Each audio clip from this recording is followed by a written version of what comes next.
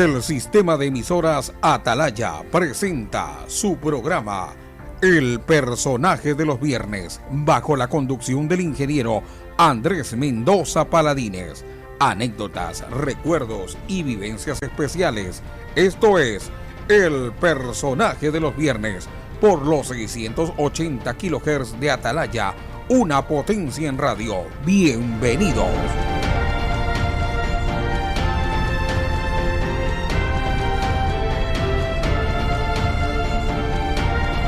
¿Cómo están, amigos del Personaje del Viernes? Hoy lo que estaban esperando, lo que nos estaban preguntando y habían esperado a todos los que nos siguen en el sistema de emisoras Atalaya en los 680M y los que nos siguen en las redes sociales, en el Facebook Live, @Radio Atalaya 680M, y en nuestro YouTube, www.radioatalaya.net. Así es que también en el canal de YouTube, como decía, de Radio Atalaya. Estamos con el expresidente de la República, el doctor Gustavo Noboa Bejarano. Gustavo, antes que nada, gracias por su tiempo otra vez, y decirle que el programa anterior, la primera parte, tuvo una acogida enorme. Realmente todas las anécdotas, gente de diversa edad, de diverso nivel económico, social, nos ha escrito. Y por otro lado, hay muchísimas personas que hasta nos han escrito del exterior. Yo creo que a usted también, ¿no? Sí, así es. Así es, desde Italia y desde España. Acá, escribieron.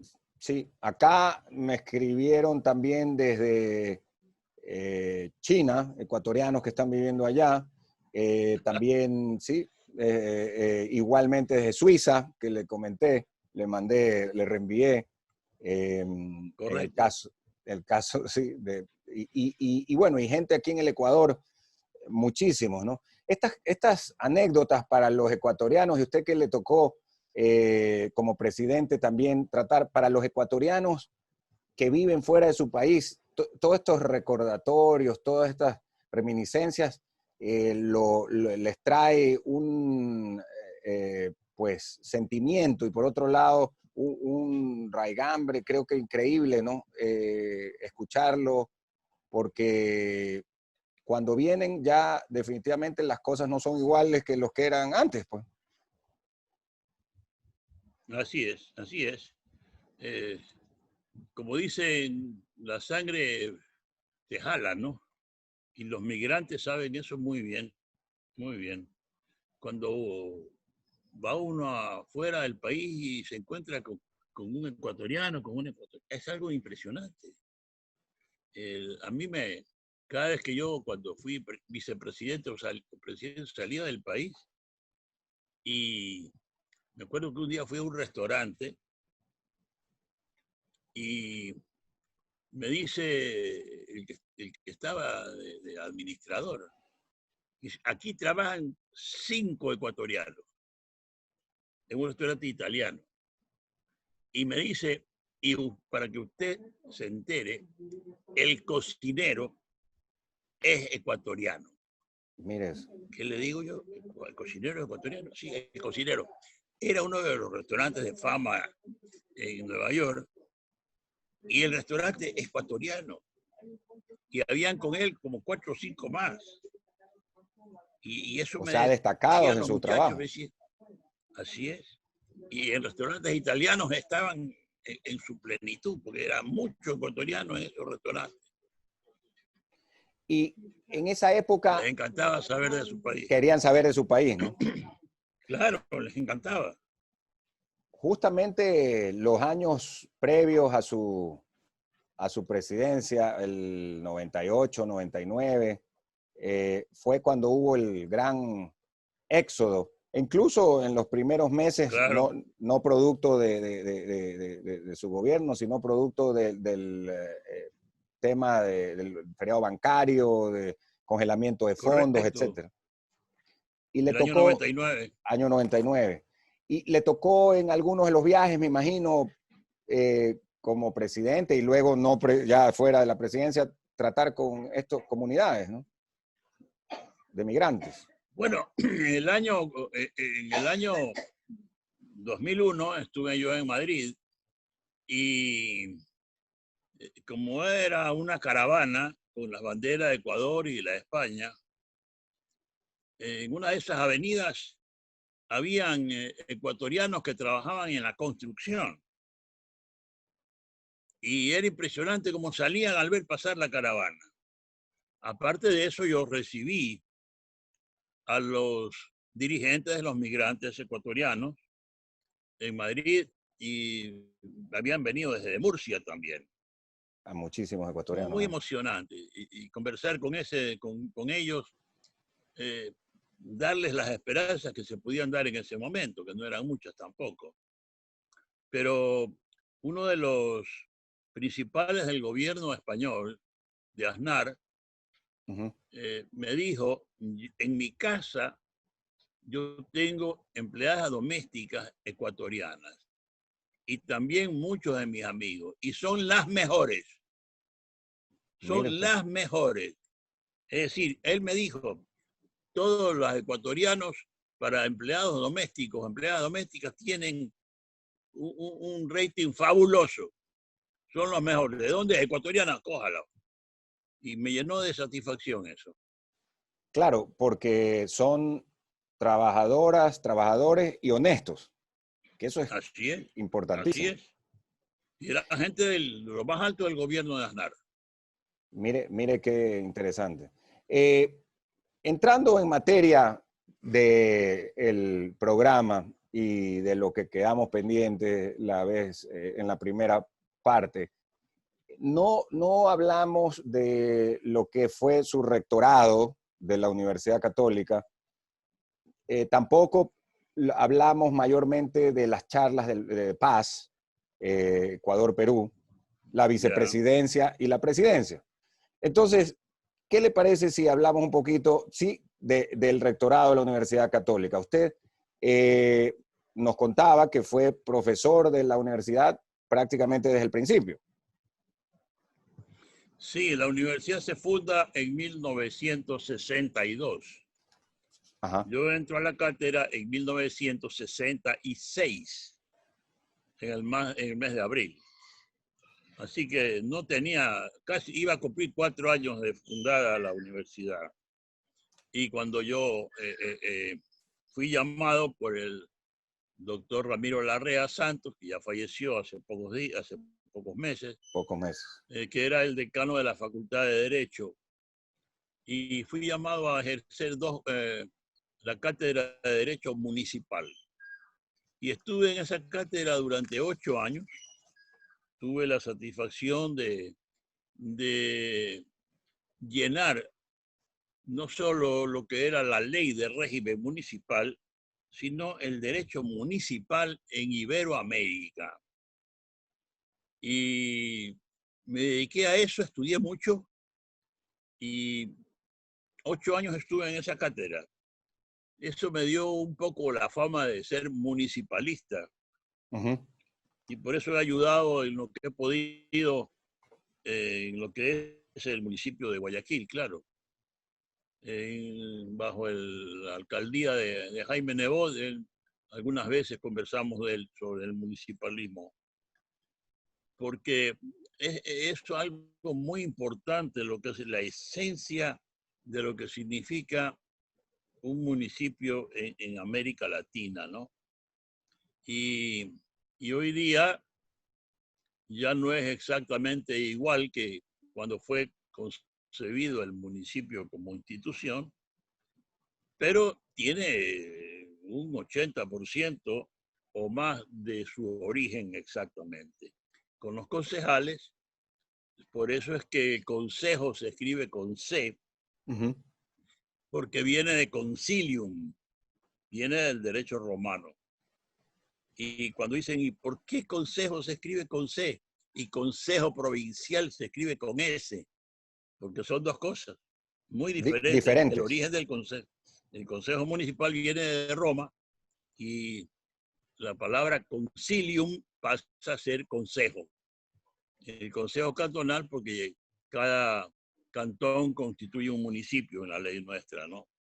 Y Sí, pasé 8 años trabajando en la universidad en eso, hasta que me pidieron que pase a Derecho Civil, y ahí fui profesor hasta que salí de la universidad en el Derecho Sucesorio, ok. que la llaman las matemáticas del derecho, y es una ciencia bien árida.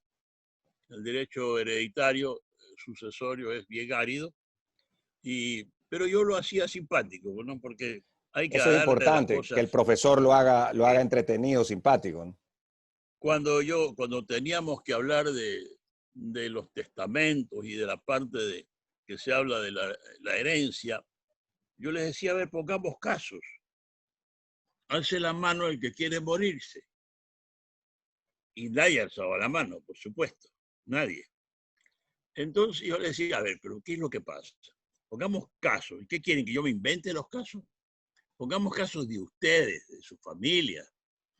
Y entonces alce la mano el que quiere morirse. Diga, yo me quiero morir, entonces mi familia tiene mi papá y mi mamá, o mi mamá solo, o mi papá solo. Somos tantos hermanos, o mis abuelos viven, en fin. Y así pudimos hacer una cátedra agradable. Los jóvenes y las chicas entendían muy bien las cosas, recuerdan con cariño esa forma mía de trabajar y de pedirles que se mueran, porque al comienzo tuve que decirles, bueno, el primero que se muere soy yo, vamos a poner mi caso. Entonces Ya. se reían, ¿no? Y después ya los chicos y las chicas hacían un poco de cháchara. Cuando alguien pedía, yo me quiero morir, y ponía un caso, decía, no, doctor, ese caso páselo al estudio, porque quiere gratis resolver un problema de herencia. Que vaya al estudio y que usted le cobre. Ah, querían ahí Entonces en la ellos clase, mismos querían en la clase solucionar el caso. claro, Claro. no, y yo encantado lo solucionaba todos los casos, pero entre ellos había esta burla, ¿no? No le acepte, doctor, no le acepte. Que vaya a su despacho, a su estudio, y ahí reciba lo que le pague algo. No. Así no era la cosa.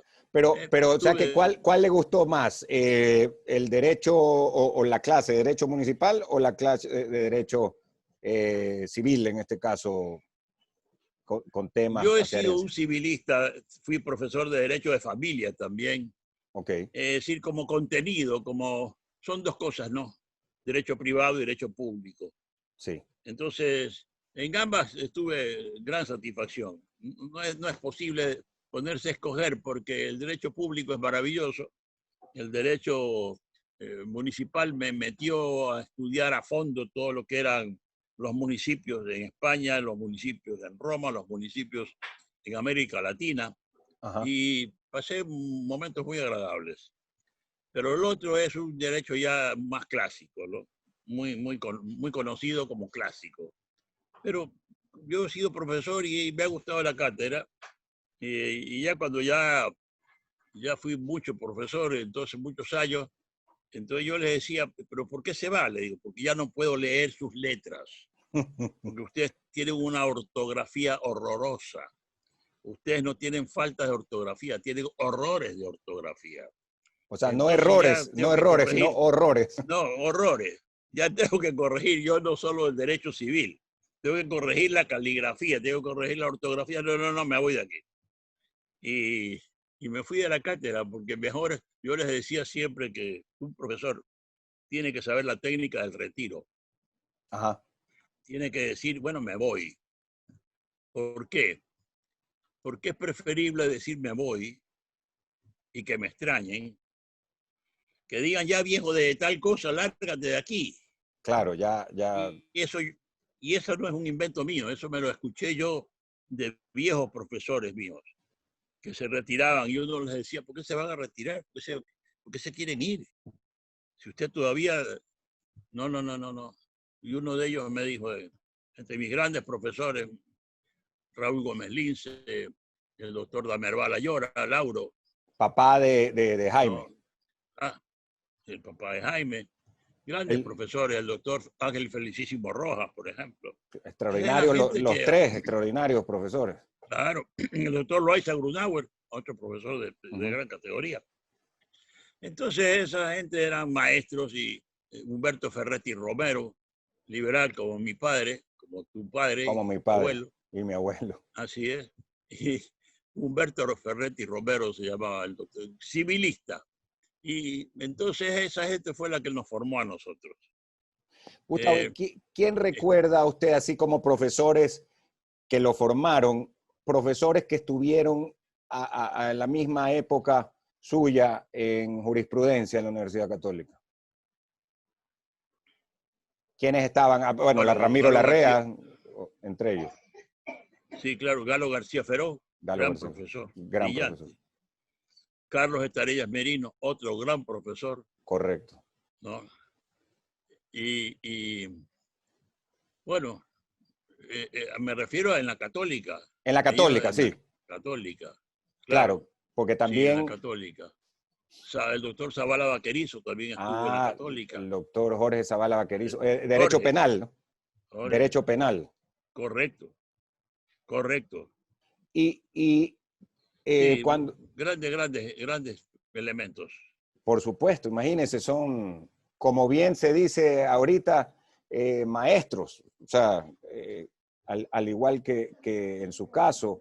¿Y cómo así un catedrático, eh, formador de juventudes, le gustó también la parte política, como en su caso?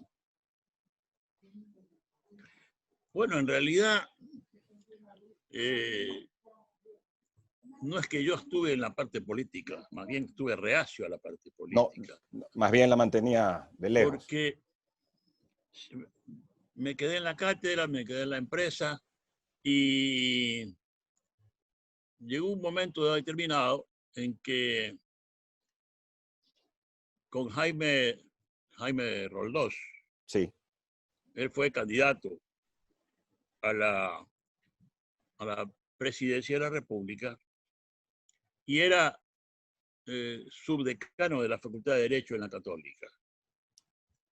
Entonces, él me dijo, maestro, me dice, necesitamos que usted vuelva a la cátedra, al decanato. Tenemos problemas, hay que volver al decanato. Y yo aspiro a ser presidente de la República.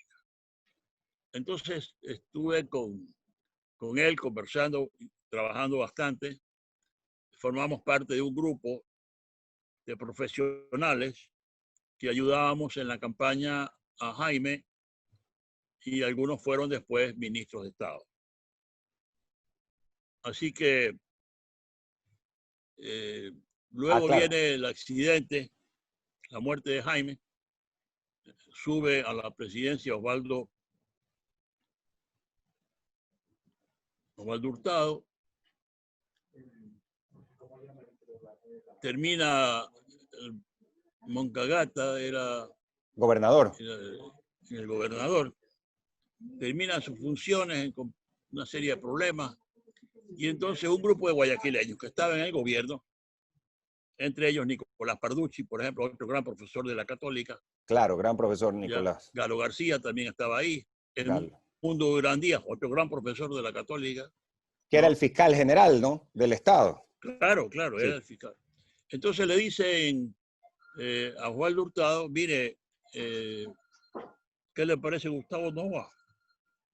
Y Osvaldo dice, pero Gustavo está en la universidad, está en la empresa. No creo que nos vaya a aceptar. Entonces le dicen, déjenos proponerle. Y Galo García era ministro de gobierno. Y Galo me llamó a proponer la gobernación del Guayas. Después de Galo fue otro gran profesor de la Católica, rector Vladimiro Álvarez Grau, Así. que también fue mi alumno, ¿no? Y Vladimiro fue alumno suyo también. es que yo fui muy joven profesor. Ya. O sea Y que tenía. alumnos míos están, por ejemplo, Jaime Nebozadi fue alumno mío.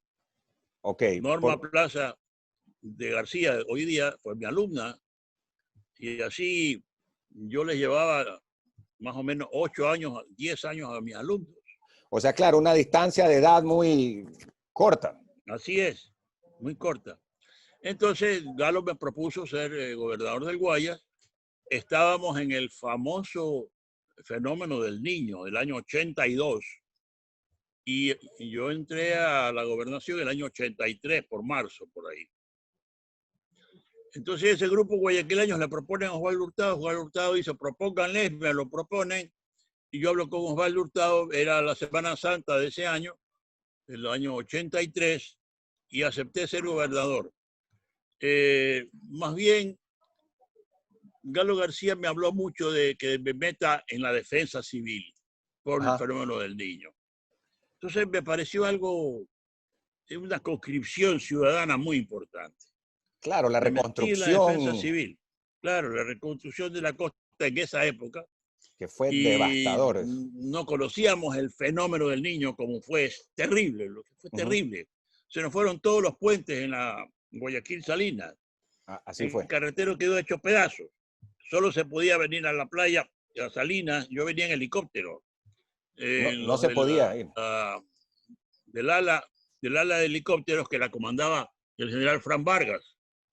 Y Fran Vargas puso a orden de la gobernación los helicópteros. Y yo me movilizaba todas las semanas en helicópteros a toda la provincia del Guayas. Si no hubiera sido por Fran Vargas, hubiera sido muy difícil hacer la gobernación exitosa que yo tuve para el gobierno de Osvaldo Hurtado. ¿Eran helicópteros los que utilizaban helicópteros, claro, o avionetas? No, helicópteros. Yo tengo horas de helicóptero como para ser piloto, ya como se dice, ¿no? Te llaman por horas, ¿no? Claro. Yo tenía una experiencia de meterme en los helicópteros. A veces había una nubosidad terrible, no se veía nada. Entonces el piloto del helicóptero, el capitán, me decía, gobernador, ayúdenos a ver las esferas anaranjadas que hay en los cables grandes de alta tensión. Me decía, ayúdenos a ver, porque necesitamos ver las grandes esferas que tú las ves hoy día todavía, ¿no? En el sistema interconectado, ¿no? Correcto, así es. Sí, ahí están. Entonces el piloto, el capitán, el copiloto y el gobernador estábamos pendientes de dónde estaban las esferas. Anécdotas de la vida, ¿no? Qué increíble. Y eso permitió un gran trabajo. Fue mi primer pinino, mi primer escalón político. Duró eso casi 2 años. Y de ahí nunca más, porque más no he sido que lo que he sido.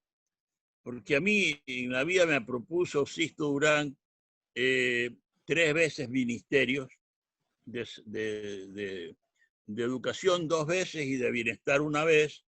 Me propuso la vicepresidencia cuando salió el vicepresidente Dajic. Y yo le dije a Sisto, he sido reelegido rector de la Católica por el 96% de los profesores y de los electores. Yo no le puedo decir a la Católica al mes, me voy de la Católica. Me han vuelto a nombrar por 5 años. Era por 5 años, ¿no? Rector. O sea que usted estuvo 10 años. 10, claro. Entonces, Andrés, yo no podía, yo soy universitario, entonces con un semejante votación, 96%. Le dicen, quédese usted, vuelva a ser rector. Siga, mejor dicho. Yo no podía decirle al mes, me voy a ser ministro de Estado. No pude. Y le dije a Sisto, lamento mucho, Sisto, te agradezco mucho. También me ofrecieron en otros gobiernos ser embajador, en otros gobiernos me dijeron que sea fiscal, que sea procurador, pero me negué a todo. Me quedé en la universidad. Claro, que era donde realmente usted estaba como académico y realmente universitario, como usted dice, ¿no? Una pregunta. Fue mi vida, yo he sido... No, lo interrumpí. Yo fui profesor a los 27 años de edad y me eligen subdecano a los 29 años y fui decano a los 30 años. Es decir, súper mi carrera súper joven. No sé cómo se equivocaron tanto los profesores de elegir a un muchacho en esa época, ¿no? Pero esa fue mi vida en la universidad. Me encanta la universidad. Antes de ir a la pausa, una coincidencia que estaba viendo, y es que usted nos mencionaba mucho a sus hermanos, entre esos a su hermano Fernando. También fue profesor y también fue decano en el caso de Decano de medicina, ¿no? medicina. Sí. Sí. Muy buen decano de medicina, muy buen profesor. Eso he Y escuchado, lo que fue gran recuerdan profesor y con gran gran decano. cariño. Sí. Hoy es profesor honorario de la universidad. ¿Y esto era más o menos al mismo tiempo o que usted? Claro, Sí. claro, claro. Fernando era decano de medicina cuando me proponen a mí ser candidato a rector. Ok. Y él era decano de medicina.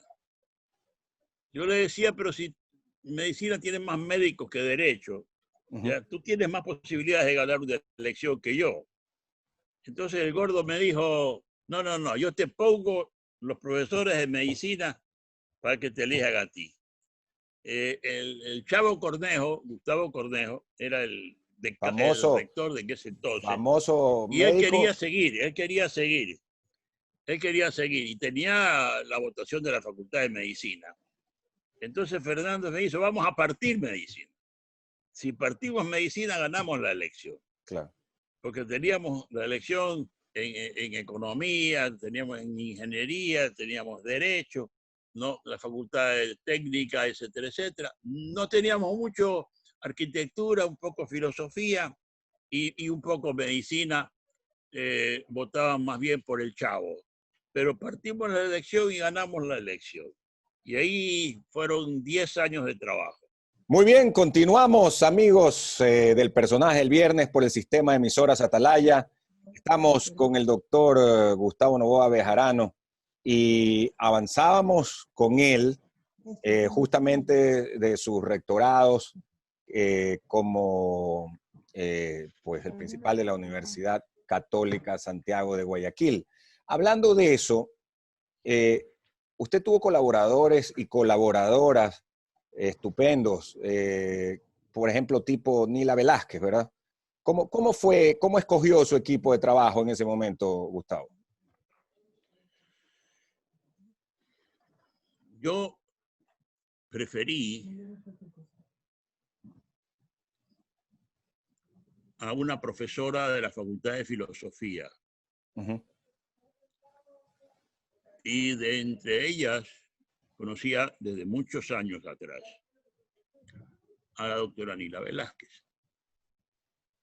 Con la doctora Nila nos conocimos en la universidad y nos conocimos también en la Acción Católica, que era una institución al servicio de la Iglesia que hizo un gran bien en Guayaquil.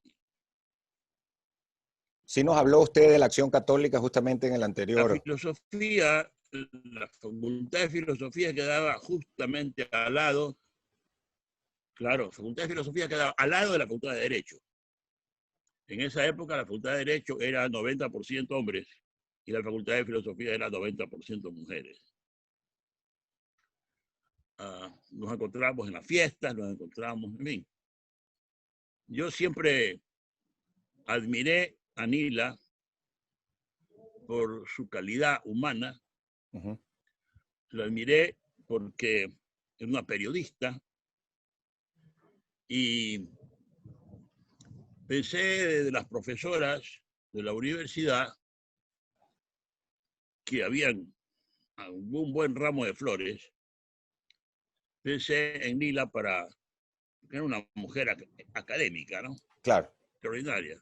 Y pensé en ella. Ella no es doctora en leyes, entonces. No.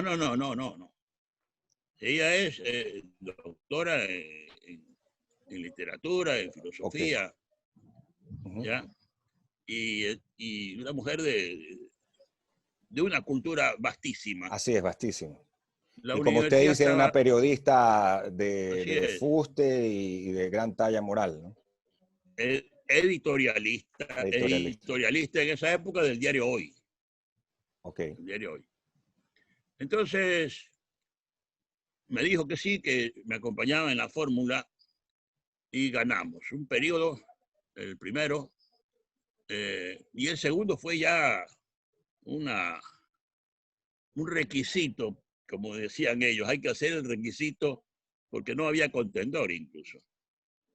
Querían que sigamos nosotros. Hicimos un buen rectorado entre los dos. Ajá. Yo en la parte administrativa, en la parte económica, Nila en la parte académica. No había más que esos dos rectorados y trabajamos juntos muchísimos, 10 años justamente. Lo hicimos, creo que muy bien. Era una época tremendamente difícil para la universidad. No había dinero, no se conseguía dinero. Debo reconocer que el doctor Rodrigo Borja y su ministro de Economía, Finanzas, Jorge Gallardo. Jorge Claro, Gallardo fue exalumno de la Católica. exalumno de la Católica de ingeniero comercial, pues. Correcto. Ujú. También Raúl Vaca, en Ok, esa época, en Bienestar Social. de acuerdo. Entonces, los dos ayudaron mucho a conseguir el dinero que necesitábamos para infraestructura. Pudimos hacer muchos edificios, muchos, lo que no se había logrado hacer en tantos años. Logramos hacerlo en 10, Sí, ahí comenzando por la hubo un propia enorme crecimiento en infraestructura, gigantesco, gigantesco. gigantesco, gigantesco.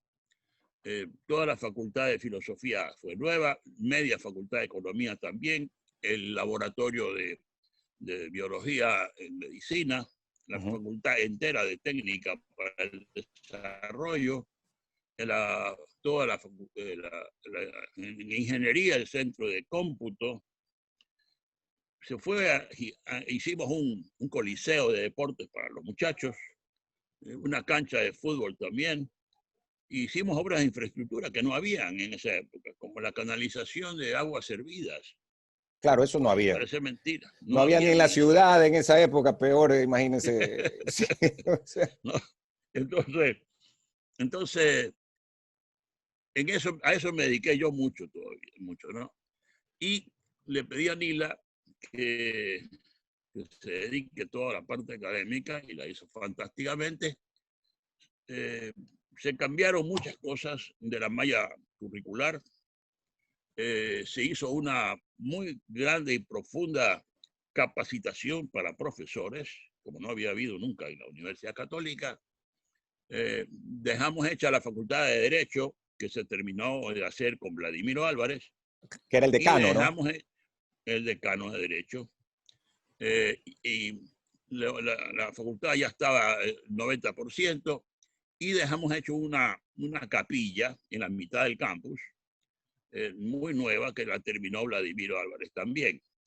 Y la capilla original que está en el cerro, Sí, a donde a nadie se le ocurriera rezar porque había que subir muchas gradas, muy lejos. muy lejos. Entonces la hicimos en la mitad del campo y la antigua capilla quedó hecha por convenio con el arzobispo Juan Larrea Hollín, un aula magna. Claro, que Y continúa ese es siendo el el aula aula magna, magna. lo continuó haciendo el aula magna. En lo internacional, con Jorge Tola Miranda, un gran profesor, Claro. tuvimos una Ingeniero relación, civil, ¿no? ingeniero, sí, correcto. Sí. Hicimos una serie de relaciones internacionales, ¿ya? Con diversas universidades del mundo. Él se encargó también de becas, Becas para que un, puedan un, salir al plan, exterior. un plan becas para que se puedan salir al exterior. Es decir, no hubo una rama que no abarcamos, ¿no? La Católica tuvo un gran impulso. Esa fue la Yo época siempre había... de la pensión diferenciada, Correcto. que también fue un La, tema muy importante, muy importante, muy delicado, delicado. porque no era que unos pagan por otros, como se decía en algún momento dado en una pensión diferenciada, no. Cada uno paga de acuerdo a la posibilidad económica que tiene. Así es. Nosotros no inventamos la pólvora. Yo sabía que esto había en la Pontificia Universidad Católica de Quito. Okay. Eh, O sea, ya existía eso el sacerdote, allá en Quito, en la claro, PUCE. Ya. sí, el rector era Julio Terán Dutari, sacerdote jesuita, que luego fue obispo de Quito. Okay. Y yo lo llamé a Julio y le dije, te mandamos un estudiante, un grupo de estudiantes, profesores, para que les enseñes cómo es la pensión diferenciada. Fueron para allá, la trajeron acá y la pusimos en la católica. Fue muy bueno eso, muy bueno. Y tenía grandes, era muy severa para evitar el engaño, y tenía grandes sanciones para si alguien quería evitar o ponerse en un escalón que no le correspondía. Pero tuvimos una gran aceptación. Yo tengo solo, yo de la Universidad Católica, el cuerpo de profesores, el cuerpo de estudiantes y trabajadores, solo tengo agradecimiento. Solo tengo para ellos un gracias por su colaboración, porque no tuve ningún problema. Y cuando hubo algún problema con un grupito de trabajadores, se arregló maravillosamente bien, y tuvimos paz en la universidad. Paz. Que es lo más Para esa importante. época, bueno, sí, fundamental. Yo conseguí cosas que le dieron a la católica un gran prestigio. En primer lugar, en las relaciones internacionales. Esas relaciones internacionales nos permitieron traer al Ecuador, por ejemplo, a don Herder Cámara, el obispo de Recife, que lo llamaban el obispo rojo. El obispo rojo. Es un santo, te abierto. ¿Eh? Así, ¿no? Yo lo tuve viviendo en mi casa, porque él dijo, no, yo no quiero ir a hoteles, yo no quiero ir al palacio del obispo. Y yo le dije, pero una parroquia, no, ¿me recibes en tu casa, sí o no? Y yo le dije, bueno, qué honor para claro. nosotros recibirlo en la casa. Entonces le promoví reuniones con estudiantes en mi casa. La doctrina social de la iglesia, ¿no? Claro, exactamente. Y le decía el obispo rojo. Hoy día el obispo rojo va camino a los altares. Va camino a los altares. Va camino a los altares. Será un gran honor para el mundo, para nuestra Universidad Católica, que él haya aceptado venir a Guayaquil. Porque ¿Y usted ya lo conocía antes? ¿Usted ya lo conocía previamente a Herder Cámara o en ese momento fue...? No, personalmente no lo conocía, ya. Sabía quién era él. Claro. Entonces, en esa época, imagínate tú, ¿qué hicimos? Le escribimos una carta. No había, todavía ni siquiera los fax. No, qué va, la mandamos por correo. Yeah. Y buscamos un teléfono, llamamos a un teléfono para conversar. Había que buscar dónde estaba don Herder y en qué momento se podía conversar, no con él, porque hablaba muy poco español y lo mezclaba, ¿no?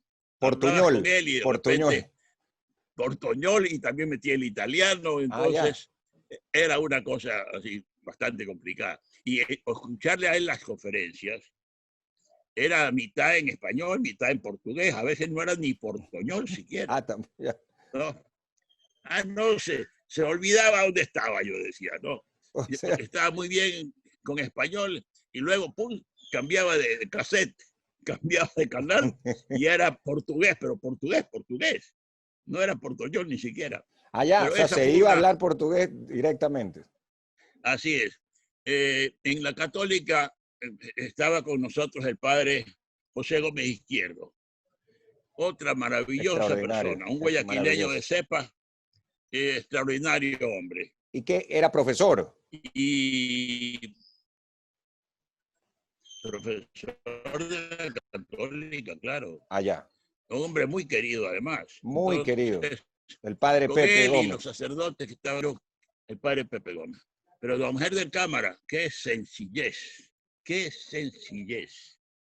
Y cuando yo una vez le hablaba, conversando con él y le decía que tal cosa y tal situación, Entonces me quedó mirando y me dijo, vea Gustavo, vomite pesimismo.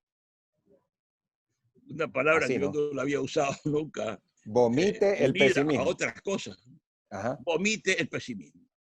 No hay pesimismo, vomítenlo. Qué Yo me estupendo. reía porque tenía una serie de frases así, que posiblemente en portugués se veían más bonitas, pero Claro, aquí acá no en vomite el español pesimismo. sonaba Pero era muy clara, además. clarísimo. Sí, pero además el significado era clarísimo, ¿no? En buenas palabras, no seas pesimista, Novoa. Eso es Ajá. lo que me quiso decir muy claramente. Oye, y esto me imagino, Hizo una presencia muy linda. Eso ¿cuánto es tiempo un... estuvo acá Sí. y cuánto se quedó en su casa? En mi casa estuvo 3 noches, fueron 4 días. Ok, 4 días. En que se dedicó íntegramente a la universidad. Él no quiso hablar con obispos, ni con sacerdotes, ni con nadie. Él se dedicó a la comunidad universitaria, a los muchachos, a los profesores, a los trabajadores.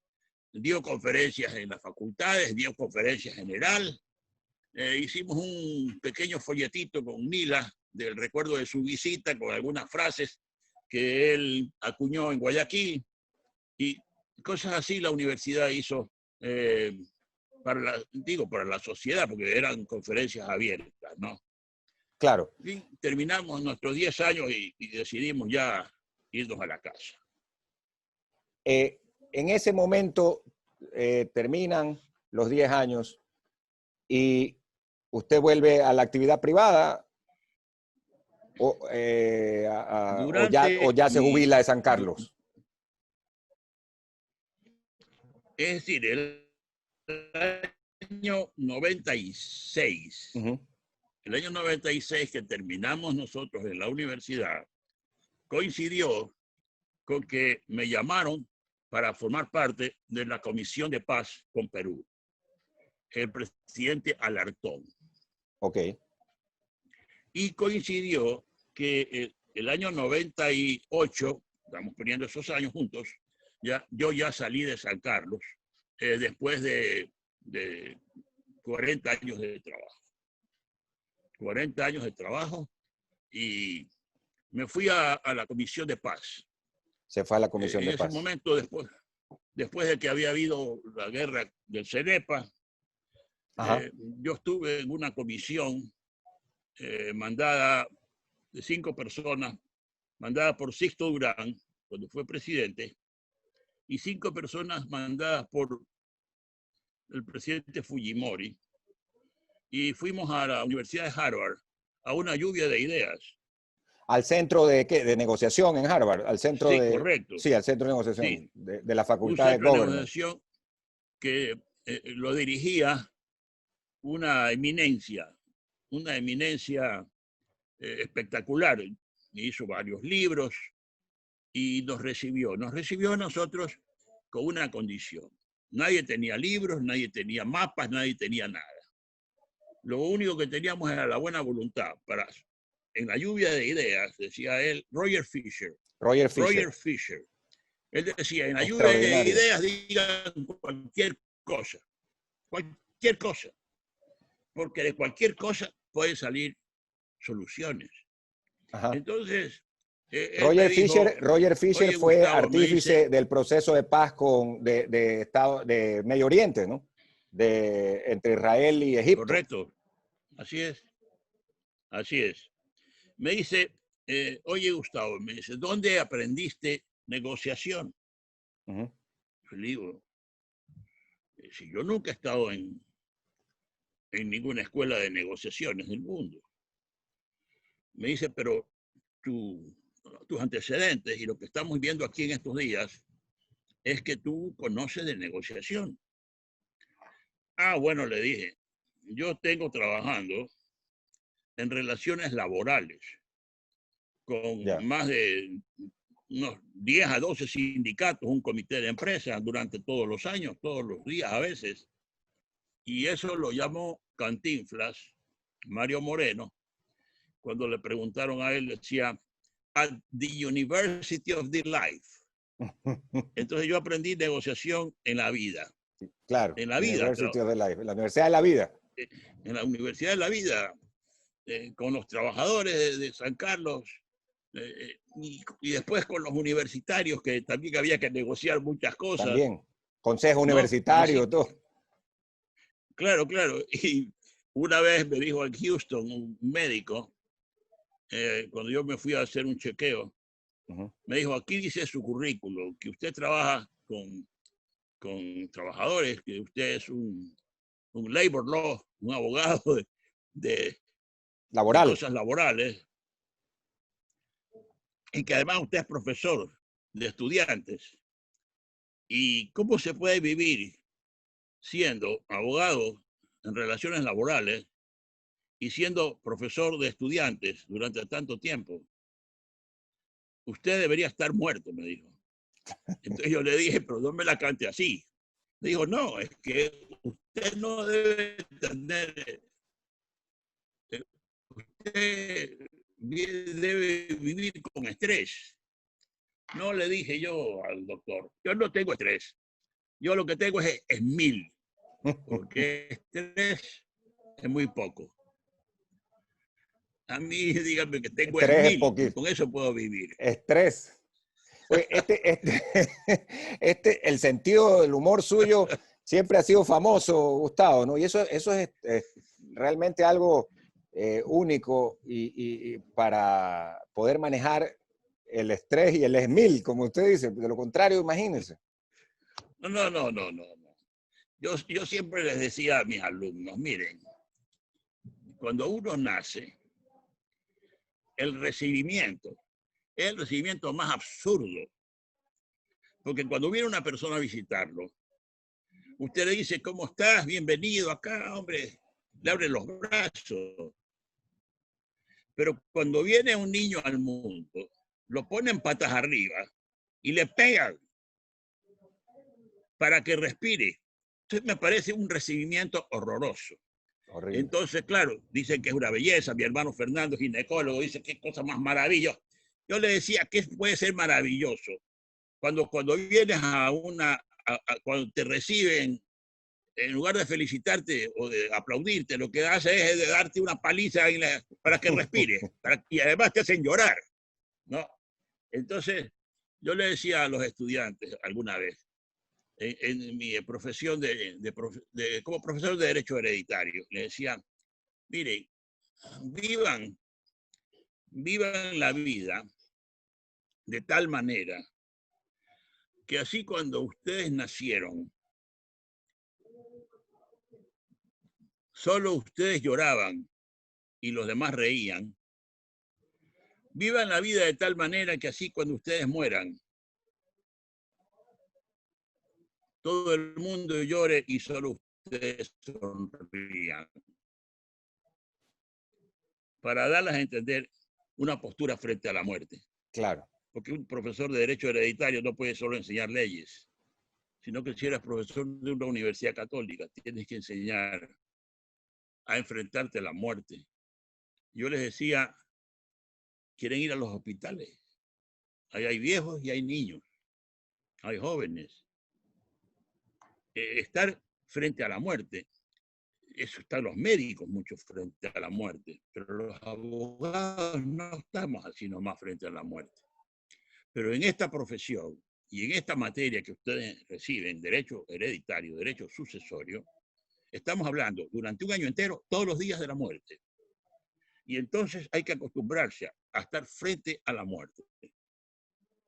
Ajá. Y así, poco a poco, yo terminé con esa frase, así cuando ustedes mueran, todo el mundo llore y solo ustedes sonrían. Como diciendo, hemos llegado a una nueva vida. ¿Y qué le decían? ¿Y qué le decían? Mi estilo mucho. Y en ese estilo suyo, ¿qué le decían los chicos jóvenes? Porque usted dice, incluso nos contó que hacían esto de que quién se hace el muerto en la clase, ¿no? ¿Quién se quiere morir? Eso, ¿quién se quiere morir? Eso, ¿Quién se quiere morir? Bueno, fue fue una educación, ¿eh? Fue una educación. Consuelo Espinosa Mateus, una gran alumna mía, muy inteligente, me decía un día, si yo, esa materia horrorosa, me decía ella, yo la aplico porque trabajo en eso, me decía, gracias a que usted la hizo sencilla, porque esa materia es horrorosa, me decía, y usted la hizo sencilla. Es parte de la pedagogía que no aprendí en ninguna parte, ¿no? Los profesores tenemos una vocación. Si usted no tiene vocación para profesor, no se meta nunca a ser profesor de nadie. Yo no hubiera podido ser profesor de niños, por ejemplo. Pero Ya, hay gente que sí trabaja con niños, trabaja de niños pequeños, dice usted, de niños pequeños. Ya. Yo enseñé en el colegio. Yo fui profesor en colegios católicos, salesianos, Espíritu Santo, en la Inmaculada, como ya lo vimos en la primera etapa. En la primera fase, en la primera parte. Y para ello también hay que tener vocación. Es decir, vocación es una llamada de servicio, pero hay que saber a dónde se sirve. ¿Ya? Cuando a mí me dijeron algunos propietarios de diarios o propietarios de medios de comunicación. Queremos que usted sea editorialista. Le dije, yo no puedo ser editorialista. Y una vez me nombraron editorialista. Yo le digo, no puedo, no me nombres. ¿Por qué? Porque yo no me puedo ceñir a esa disciplina de estar todas las semanas, por ejemplo, el día jueves sale el editorial y yo tengo que estar pendiente el miércoles del editorial que va a salir. Claro, y entregarlo el miércoles, como usted dice. Así es, yo tengo disciplina personal, pero no me pidan cosas que yo sé que no puedo hacer. Y así es, cuestión de, como usted dice, la vocación de saber a dónde ponerlo. Así es. Todos servimos para algo, pero no todos servimos para todo. Imposible. Los todólogos no van conmigo. No existen. Gustavo, en el caso de las conversaciones de paz, usted nos contaba que fueron entonces a Boston, a Harvard. Ese proceso da entonces finalmente sus frutos cuando se firma la paz, usted ya siendo vicepresidente de la República.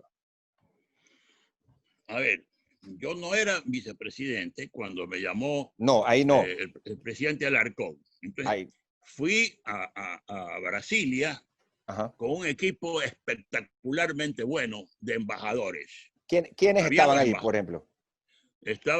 Por Guayaquil estaba Galo García. Luego, el presidente de la delegación era Edgar Terán Terán, que fue canciller del presidente de la República de León Febres Cordero. Estaba otro doctor García, de Quito. Estaba Marcelo Fernández ya no estaba ahí. Marcelo Fernández de Córdoba ya no estaba. Ya. No estaba, no. Estaba el general Gándara. Ah, claro. Marcos Gándara. Que fue triunviro en la guerra, fue triunviro en una dictadura, ya, de Castro Gijón, Gándara y un general del aire, Leoro Almeida me parece que era, ¿no? No, en esa, Leoro me parece que fue en la época, en los triunviros de Poveda Urbano, me parece. Freile Pozo. Freile Pozo, exactamente. Sí. Freile Pozo. Entonces, estaba él y había un cuerpo de asesores, donde estaba Guzmán Polanco, estaba Teodoro Bustamante, Magdalena Fegan, Diego Estés de Quito, Diego Estés, y Gustavo, se me fue el apellido, pero estaba sí. Toda gente experta un gran embajador, sí. Entonces, estuvimos nosotros trabajando, yendo y viniendo. Calcula que para ir y venir no podíamos ir pues a través de Perú. Entonces teníamos que ir a través de Colombia y dar la vuelta, porque estábamos en guerra con Perú. Una vez tuvimos que irnos a Miami de Miami ir a Brasilia. Allá, vuelo, o sea, a Miami y de ahí vuelo directo a Brasilia. Claro. O si no, nos íbamos a Bogotá. Y de Bogotá hacíamos Manaos Brasilia. Era un vuelo como irse a Europa, más o Claro. menos. Un vuelo terrible. Larguísimo. Brasilia es una ciudad que hoy día no es la que yo la tuve. Hoy día es una ciudad grande, bella, próspera. Sí. Para Brasilia era una ciudad de 2 restaurantes o 3 restaurantes y nada más, cuando nosotros tuvimos. Era el Y lugar maravilloso para aburrirse. aburrido. Y, Así, y lo más. está pues todo organizado en la zona hotelera A, B, Así. todo planificado, ¿no? Bueno, es Pero que si lo hubieran hecho en Río, nos hubiéramos dedicado al turisteo, ¿no? claro, Como se dice, paseo en ¿no? Río. Pero buscaron en Brasilia, en fin, nos acogieron maravillosamente bien y teníamos reuniones desde las 9 de la mañana, a veces desde las 8. Y ¿sabes hasta qué hora tuvimos una reunión? Un día de 9 de la mañana hasta las 2 de la mañana del día siguiente. O sea, Una maratón. se Una quedaron, maratón. no durmieron entonces. No dormíamos prácticamente a veces. Y Ya, veían que se daban avances, porque era de lado y lado el proceso de negociación. claro, bueno, era un tira y jala terrible. Ok. Muy duro, muy duro. No eran fáciles en el sentido de que en la delegación peruana tenían dos especialmente, que eran los que nosotros llamamos halcones. Ok. Es decir, Muy con esas duros. personas no había paz. No, yo Ah, te ya. aseguro. No, o sea, gente, claro, no, nada No, pacífico.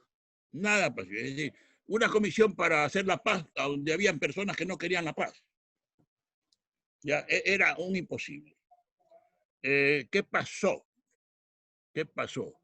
El presidente Fujimori, un hombre duro, el chino, como le dicen, El ¿no? chino. El chino movió fichas. Y la ficha que movió fue, yo no soy un ajedrecista, pero entiendo que los que son ajedrecistas saben que hay fichas que si las mueves en tal o cual dirección, pues, estás al borde de ganar. Pero Fujimori movió al presidente de la delegación peruana, que era un gran diplomático peruano, Arias Schreiber. Pero con Arias de Schreiber no iba a haber Torre paz. Sí, no iba a haber paz. No, Con ya. con el embajador no iba a haber paz. No digo que con los otros había, sino que la negociación quiere decir que juntos puedes llegar a la verdad, pero juntos llegas a la verdad. Pero cuando hay alguien que dice no, no y no, y no y no, Se traba todo. no hay fórmula de arreglo de ninguna clase. Entonces, movió esa ficha y puso a un hombre universitario, Fernando de Trasigny. Ah, recuerdo que se escribe Trasegníes, ¿no? Correcto. Trasegníes, sí, con Z. Y mira cómo es la vida. Yo, como le decía a la delegación ecuatoriana, yo no soy diplomático, no soy. A mí me han escogido acá y me han traído. Ajá. Yo soy la quinta rueda del coche. Se reía de mí el embajador Bustamante, de Teodoro, y me decía, ¿qué te pasa, Novoita? Le decía, yo soy la quinta, no sé ni por qué estoy aquí, le decía a Teodoro. Entonces me decía, no se sabe por qué. Bueno, Entre todos algún estos día sabremos. diplomáticos y expertos en Claro, temas limítrofes. claro. Entonces, ¿qué pasó? La parte humana es fundamental en nosotros, los hombres, los seres humanos, Fundamental. ¿no? Es clave. En esta delegación, con Roger Fisher en Harvard, estaba Fernando de Trasigny y estaba Gustavo Noboa. Esos dos que formaron después Comisión de Paz con Perú-Ecuador, se volvieron a encontrar Mire en cómo es la vida, Brasilia. qué coincidencia de la vida. Y cuando me dijeron el presidente de la comisión ha cambiado y es Fernando de Trassigny, le dije a Edgar Terán, que no era fácil tampoco, No, le dije, Edgar, al menos con él se puede conversar, porque con Arias y Reiber no se podía a veces conversar. Y yo tenía una vez una corbata que tenía unos círculos concéntricos, y me dice, qué linda corbata, embajador. Le digo, el embajador es usted, yo soy un profesor universitario. Me dice, qué linda corbata. Y le digo, embajador, le digo, estos círculos concéntricos, me he puesto esta corbata para ver si usted se confunde y algún rato nos da la razón. Alguno de los embajadores que escuchó esa conversación me decían, Novoa, ¿cómo es posible que le tomes el pelo a este hombre? Yo le decía, yo no le he tomado el pelo. Lo no, que pues, quiero es que se ría, quiero verlo reír algún minuto. Claro, sonría. Estamos negociando con un carepalo. Yo quiero ver si este hombre es humano o no es humano. Y le hice una serie de bromas a veces a él, ¿no? Me quedaba mirando. A las finales nos entendíamos, nos dábamos un abrazo, ya cuando terminaba alguna. Pero fue muy duro. Reunión, muy duro. Fue Gustavo, terrible. el tiempo se nos ha venido encima y imagínese, nos queda la vicepresidencia, presidencia. ¿Usted cree, y lo decimos aquí directamente, que podamos hacer una tercera parte? Yo estoy a la orden. Ya, estoy jubilado, estoy a la orden. Sería extraordinario. Sabe que mucha gente me ha pedido en las semanas previas y que le pida que se cuente una rondita de cachos por lo del famoso tema del programa, ¿no? Y la verdad es que no ha sido necesario porque más allá de la broma de la rondita de cachos, como usted dice, usted vomita el escepticismo, vomita el pesimismo. Mira, como todo ser humano, a veces contamos un cacho, ¿no? Uh-huh. Pero esa rondita, yo no soy un hombre de cuentacachos en una reunión social. No, Claro. hay famosos que saben contar cachos y se saben los cachos uno tras otro. No, yo nunca he sido eso. Sino que en una conversación con periodistas en Quito,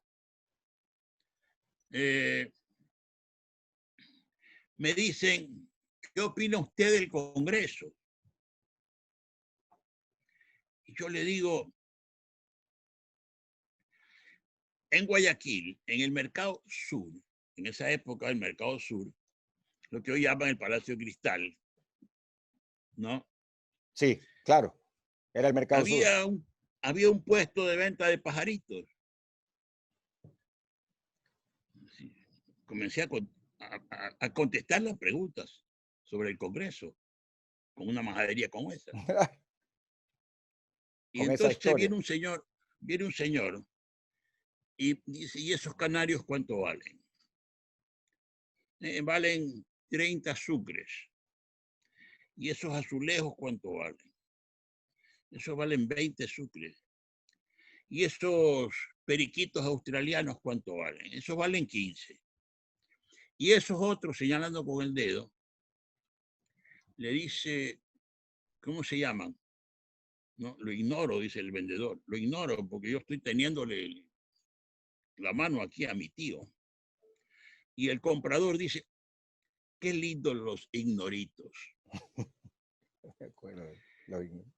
Me acuerdo. Entonces, yo les digo a los periodistas, así son los congresistas. Son lindos los ignoritos. Se armó un follón en el Congreso. Me querían llevar al Congreso. Me dijeron que yo había ofendido a los congresistas. Se puede imaginar. No, fue un follón. Entonces, Yo les dije, pero si yo lo que he querido decir es que se cambian de camiseta. Claro. Otra contestación absurda, porque no tenía que ver lo uno con lo otro. Yo le estaba diciendo ignorante, punto. Eso es. ¿Ya? Lo que la Pero me mayoría de querían los jalar. ecuatorianos pensamos. Bueno, ahora está comprobado Ahora que está tienen carnet de discapacidad. Ahora, Los claro, asambleístas. ellos mismos han Está pedido. comprobado. Entonces, el programa Vivos, con David Reynoso, David es un crack en su profesión. un crack, Crack. talento. Agarra este cuento de Novoa y se inventa un personaje, porque él se inventaba personajes. Sí, claro. Él, Reynoso. Se inventa un personaje, lo llama el Presi, sí. y con este, que no era un cacho, ni esta majadería de los ignoritos, pero hacía reír a las personas ese cuento. Así es. Coge Reynoso eso y se inventa entonces que este presidente se va a llamar el Presi. Sí. Hoy día, en las calles de Guayaquil a mí me dicen el Presi. O sea, lo ven y dicen el Presi, no le dicen Sí, señor. Gustavo no, o doctor, no. el Presi. Y cuando voy pasando el peaje para ir a la playa, hay algunos vendedores de fruta y vendedores de revistas y todo eso que gritan, el precio, cuenta un cachito. Y por ahí sale uno gritando, un colorado. Y me hicieron famoso con esta majadería. Totalmente. ¿No? Yo le digo con todo respeto, lo veo a su yerno, a Gustavo González, o lo veo aquí a su sobrino que viene, Esteban Novoa, y le digo, ¿y qué es el Presi?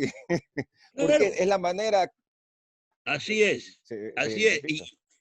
Y me preguntaron algunas veces, me han preguntado, y ese proceder de contar cachos y todo eso, ¿no lo molestó a usted? En absoluto.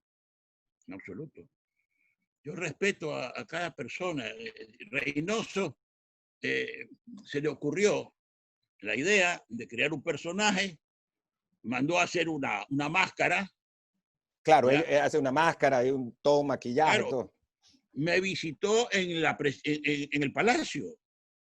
Ah, sí, Pidió así. Yo irme, vi el programa, vi que se claro, reunían, se saludaban. pidió irme a visitar el palacio con su grupo del programa de Vivos. Yo le dije que vaya. No sé si fue casual o no fue casual, pero uno de la escolta se le cuadró. Cuando lo vio pasar, uno de la escolta se le cuadró. Así, ¿no? Ah, Creyendo que era yo. Sí. Mire. Uno de la escolta presidencial. Increíble, ¿no? Me parece Yo algo. que no se cuadró. ¿Ya? Y Aquí pasa el presidente, de verdad. coincide en que mientras yo estaba afuera en las grandes galerías del palacio, conversando con Reynoso, coincide que llega mi hijo Diego. Ajá. Y ahora es cuarentón, pero en esa época era de 20 años. Pibe, 20 años. Y es el Así menor, es, pues, es el menor. claro, el último de los míos. ¿Y El qué crees penúltimo. que le dice el último? ¿Y qué crees que le dice David Reynoso? Cuando lo ve, le digo a David, mi hijo Diego. y David le dice, hijo mío. Qué rápido, ¿no? Qué rápido. Rápido. Yo me reía carcajada, Diego se rió, ¿no? Qué bueno. Y cuando yo estuve Y eso estaban en mi filmando. prisión. Estaban filmando eso. No está filmado. Ah, ya esta eso, parte no, está o sea que filmado. ya esté off the record. No. Esa conversación que hubo en el palacio no fue filmada por nadie. Ya. Luego, cuando yo estuve en prisión domiciliaria, Claro. una de las injusticias que me han hecho, pero paciencia, hay peores, me fue a visitar Reynoso con todo su grupo. Ah, fueron todos. Sí. Y me llevaron un trofeo que tienen ellos, ¿no? De Vivos. Ya. que se lo dan a las personas que estiman conveniente. Y me llevaron un regalo de un trofeo de Vivos. Esta es la historia con Vivos, es una historia simpática. Quedamos entonces, doctor Gustavo Novoa, para... Usted me avisa. Sí, tercera parte. Hemos estado, amigos oyentes, con el expresidente de la República, Gustavo Novoa Bejarano, en la segunda parte del programa, que está extraordinario. No se lo pierdan, porque realmente extraordinario. Vendrá una tercera parte. Gracias. Gracias.